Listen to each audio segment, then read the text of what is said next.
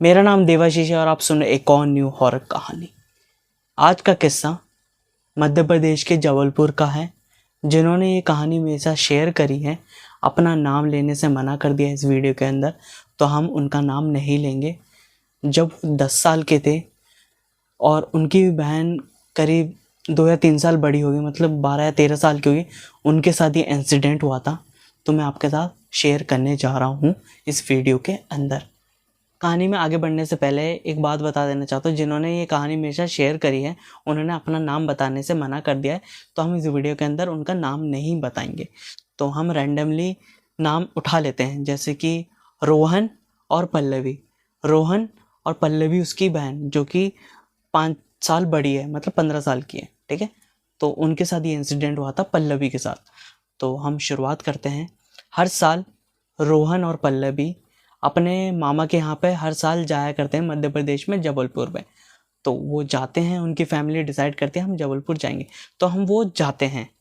तो ठीक मामा के यहाँ पहुँचते हैं वो। तो 5-6 दिन वहाँ पे खेल कूद मौज मस्ती करने के बाद ठीक उनसे जस्ट आधे किलोमीटर, मतलब आधा घंटा आगे उनका मौसी के यहाँ पे पड़ता है। तो वो हर साल मामा के यहाँ तो जाते ही जाते हैं। इनफैक्ट वो अपने मौसी के यहाँ पे भी जाते हैं, इसलिए क्योंकि उनका जो मौसी का जो बगीचा है वो काफ़ी बड़ा है और आम के पेड़ बहुत सारे हैं, जो कि आम काफ़ी स्वादिष्ट है। तो उसे खाने के लिए वो हर साल जाते हैं मौसी के यहाँ पे भी। यही बहाना भी मिल जाता है, मौसी से भी मिल लेते हैं और कज़न से भी मिल लेते हैं, ठीक है। तो उनकी मौसी के इतना मेरे को डीप नहीं पता, लेकिन एक बेटी है, 2 बेटी है कि एक बेटी, खैर वो हम नहीं डिस्कस कर रहे। एक बेटी या 2 बेटी जो भी हो, हमें वो डिस्कस नहीं कर रहे। तो 5-6 दिन रिंकू और रोहन एंड पल्लवी मामा के यहाँ पे मौज मस्ती करने के बाद वो निकलते हैं मौसी के घर के लिए। तो मौसी के घर कौन कौन जाता है? रोहन, पल्लवी, मामा और पापा और उनकी मम्मी, ठीक है। वो निकलते हैं उनके मौसी के घर के लिए। तो मौसी के घर पहुँचते हैं, ठीक है। मौसी के घर पहुँचने के बाद वहाँ पे खूब अपने कज़न ब्रदर, जो भी बहन है, जो भी है, रोहन एंड पल्लवी खूब मस्ती करते हैं, खूब ज़्यादा मस्ती करते हैं। तो एक दिन क्या होता है, सुबह सुबह मॉर्निंग के 10 बज चुके होते हैं। तो रोहन की जो बहन है पल्लवी, वो नहा धो के जो कि बगीचा है वहाँ पे जाती है, और खुले बाल रहते हैं, खुले बाल। और वहाँ पे काफ़ी बड़ा एक झूला है, तो वहाँ पे झूले पे वो झूलते हैं। घर से जो बगीचा है, बगीचे के अंदर वो झूला है इनफैक्ट। तो बगीचे से जो घर है, मतलब थोड़ा सा दूर है, मतलब ज़्यादा दूर नहीं, मतलब थोड़ा सा दूर है। तो वहाँ पे जाके झूला झूलना स्टार्ट करते हैं। तो झूला झूलने के बाद वो घर पे जब आती है पल्लवी, तो उसका जो बिहेवियर है काफ़ी ज़्यादा चेंज होता है। अगर कुछ बोल रहे हैं, कुछ रिस्पॉन्स कर रहे हैं, तो वो रिस्पॉन्स नहीं कर रही, ऐसा रिएक्शन रहता है। कुछ बोल रहे हैं तो नहीं बोल रही। अगर उनकी मम्मी और जो उसके जो मामा हैं वो आते हैं, नहीं सॉरी, मामा और जो उसके जो पापा हैं पल्लवी के, वो उस घर पे नहीं रहते हैं। वो किसी मौसी के यहाँ पे ही, किसी के रिश्तेदार के यहाँ पे चले जाते हैं। इनफैक्ट रोहन भी चले जाता है। तो उस घर में बसती है मौसी और उनकी मम्मी और बाकी जो बहन है। तो मौसी अगर कुछ भी बोलती है कि क्या हुआ क्या नहीं, वो गुर्राने जैसे लग जाते हैं ऐसा करके। तो कुछ रिएक्शन नहीं आता और सारे डर चुके थे। तो उन्हें लगा कि इस पे कुछ आ चुका है, मतलब कोई स्पिरिट आ चुकी है, जो कि स्पिरिट आ चुकी है।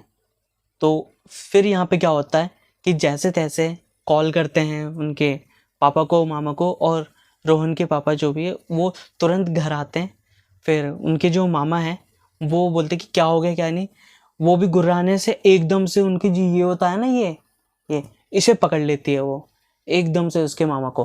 वो इतनी पावरफुल होती है, 15 साल की लड़की में कितना ही पावर होगा, और 32-30 साल के मामा ही थे। तो तुरंत उन्होंने, मतलब वो छुड़ा भी नहीं पा रहे, इतना टाइट पकड़ा था। तो छुड़ाना तो क्या, बहुत जैसे तैसे यहाँ पे जो पकड़ा था वो छुड़ाया।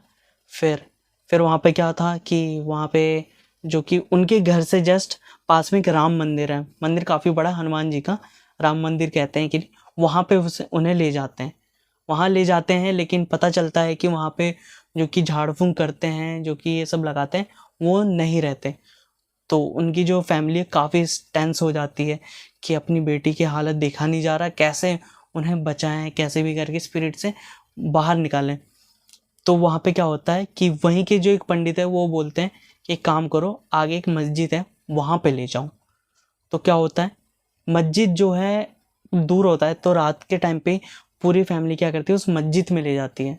मस्जिद में ले जाती है तो वहाँ के जो मौलवी हैं उसे झाड़ फूँक करते हैं, सब कुछ वगैरह वगैरह सब कुछ जो कि रिचुअल्स होते हैं वो सारा निकाल उस स्पिरिट को निकाल देते हैं। फिर वो जो मौलवी है वो बताते हैं कि इसके अंदर एक आत्मा लगी थी जिसको एक मुक्ति नहीं मिली थी। तो बोले कि क्या हूँ क्या, तो उनकी फैमिली जो उनका जो मौसी का घर है, मौसी के घर से जस्ट 500 मीटर दूर रेलवे ट्रैक है ना। और रेलवे ट्रैक में अक्सर क्या है कि लोगों की डेथ हो जाती है, जानवर मर जाते हैं, लोगों की डेथ हो जाती है, तो आइडेंटिफाई तो हो नहीं पाता बॉडी, है ना। अगर ट्रेन से एक्सीडेंट होता है तो बहुत रेयरली होता है कि आइडेंटिफाई कर लें कि ये बॉडी किसकी है।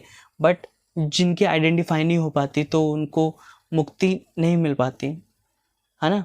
तो जो भी गवर्नमेंट रिचुअल्स करते हैं, मतलब जो भी पाठ पूजा करके जो उनकी डेड बॉडी को मतलब जलाते हैं, दफनाते हैं, जो भी वगैरह है, तो ऐसा क्या होता है कि प्लेटफॉर्म जो ट्रैक पे जिनकी डेथ हो जाती है तो उनकी जो स्पिरिट है उस ट्रैक पे ही घूमते रहते हैं। तो बगीचे के पास ही वो ट्रैक था, है ना, रेलवे ट्रैक। तो वहीं से किसी स्पिरिट ने उन्हें कैप्चर कर लिया था, मतलब पोजेस कर लिया था उनकी पल्लवी को, जो कि रोहन की जो बड़ी बहन है उन्हें। तो मौलवी साहब ने बोला कि कोई चिंता की बात नहीं, मैंने स्पिरिट को निकाल दिया है, ठीक है, कोई चिंता वाली बात नहीं है। बस आप क्या करना, कम से कम 5 दिन यहीं पे झाड़ा फूक ये लगवाओ। 5-6 दिन झाड़ फूक करने के बाद सब कुछ नॉर्मल हो गया।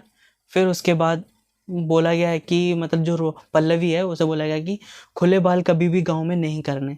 लड़कियों को अक्सर मना किया जाता है कि आप खुले बाल ना करें, क्योंकि क्या होता है, स्पिरिट जो है खुले बाल देखते ही मतलब पोसेस करने के चांसेस बढ़ जाते हैं। तो अगर कोई फीमेल देख रही हो तो प्लीज़ आप खुले बाल ना करिए, बड़ों का कहना मानिए, ठीक है। तो ये थी स्टोरी जो कि काफ़ी हॉरिफाइंग थी। नॉर्मल स्टोरी है, ऐसा कुछ है नहीं। आप लोगों को लगता होगा कि क्या है, नॉर्मल है, क्योंकि जो रियल इंसिडेंट होते हैं ये ऐसे ही होते हैं, बनावटी नहीं रहते, छोटे मोटे ही इंसिडेंट होते हैं इसमें। लेकिन जिनके साथ ये इंसिडेंट हुआ रहता है काफ़ी हॉरिफाइंग इंसिडेंट होता है। तो थैंक यू सो मच। अगर आपको ये अच्छी लगी तो लाइक करें, शेयर करें और कमेंट करना ना भूलें। और चलो यार, आपको एक बोनस स्टोरी भी आपको सुना देता हूँ फिर, क्योंकि अक्सर क्या है कि वहाँ पे, चलो मैं आपको सुनाता हूँ। तो बोनस स्टोरी ये है कि जो रोहन का मौसी का घर जो होता है वो उनके बगीचे को क्रॉस करते ही रेलवे ट्रैक पड़ता है, ठीक है। तो वहाँ पे अक्सर क्या है कि लोगों की मतलब ट्रेन एक्सीडेंट से मौत हो जाती है, जिससे उनकी जो स्पिरिट है वहाँ पे भटकती है, ऐसा वहाँ के लोग कहते हैं अक्सर। तो सीन ये होता है कि करीब रात के 1 या 2 बजे होते हैं कि जो रोहन की कज़न सिस्टर होती है, मतलब मौसी की जो लड़की होती है, वो अचानक से जागती है। तो देखती है, जागते ही वो देखती है उनकी नानी बोलती है, आम खाएगी रात में, इतनी रात में, ऐसा बोलती है। बोले हाँ खाऊंगी मैं रात में। तो बोलती है कि चल मेरे साथ। वो रात में चलना वो स्टार्ट कर देती है। उनकी नानी और जो रोहन की जो सिस्टर है, मतलब कज़न सिस्टर, मतलब मौसी की लड़की, वो मतलब चल देती है बगीचे की तरफ चलना स्टार्ट करती हैं। तो उसकी जो नानी है वो धीरे धीरे बगीचे को भी क्रॉस करते हुए रेलवे ट्रैक पे ले जाती है। इतने में क्या होता है, घर के अंदर जितनी देर में वो डिस्टेंस कवर करती है, इसी बीच में क्या होता है कि उनका जो बहन होती है, कि कौन बोलता है कि तेरी बेटी कहाँ है, ऐसा बोलता है, मतलब रोहन की जो कज़न सिस्टर उसे ढूंढना स्टार्ट कर देते हैं। तो देखते हैं कि जो रोहन की कज़न सिस्टर है वो बगीचे को क्रॉस करते हुए वो मतलब रेलवे ट्रैक पे पहुँचे।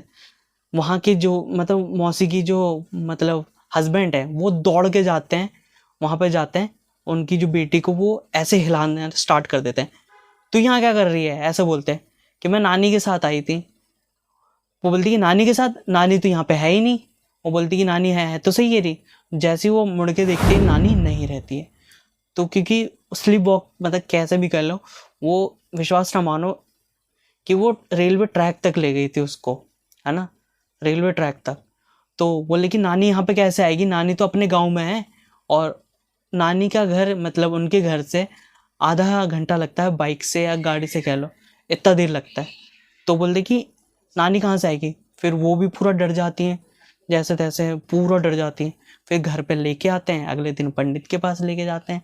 फिर पंडित जो राम मंदिर है वहाँ पे लेके जाते हैं, फिर झाड़ फूक करते हैं। पंडित आ चुका होता है तो फिर वो झाड़ फूक करते हैं, वो बोलते हैं कि कोई नेगेटिव स्पिरिट होगी जो कि ये काम करवा रही होगी, तो ये लो जो भी धागा वागा जो भी देते हैं इसे नहीं उतारना, और पूजा पाठ मतलब आज करते रहना।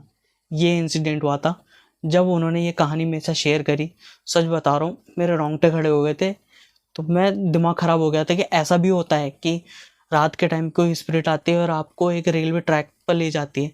अच्छा हुआ कि उनके पापा आ गए, मतलब मौसा आ गए, जो भी, उन्होंने बचा लिया, तो कुछ भी हो सकता था। तो ये थी एक बोनस स्टोरी। तो मेरे को भी विश्वास नहीं हुआ, तो अब आप पे ऊपर है। आप कमेंट पे कुछ भी लिखिए, मेरे को कुछ भी लिखिए, अच्छा लगता है। तो फेक है क्या है मेरे को नहीं पता, लेकिन जो इंसिडेंट उनके साथ ये हुआ था तो मैं आपके साथ ये शेयर कर रहा हूँ।